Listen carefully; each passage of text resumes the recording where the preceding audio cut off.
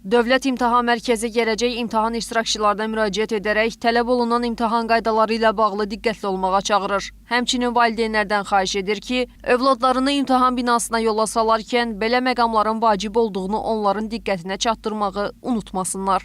Bu barədə Dövlət İmtahan Mərkəzindən məlumat verilib. Məlumatda bildirilir ki, bütün qayda pozuntuları araşdırılır və hüquqi tədbirlər görülür. Hörmətli istifadəçilər, istər imtahan ərəfəsində, istər imtahan müddətində və ya imtahandan sonra baş verən bütün hallar qayda pozuntuları Dövlət İmtahan Mərkəzi əməkdaşları zərurət olduqda hüquq mühafizə orqanları tərəfindən araşdırılır və müvafiq addımlar atılır.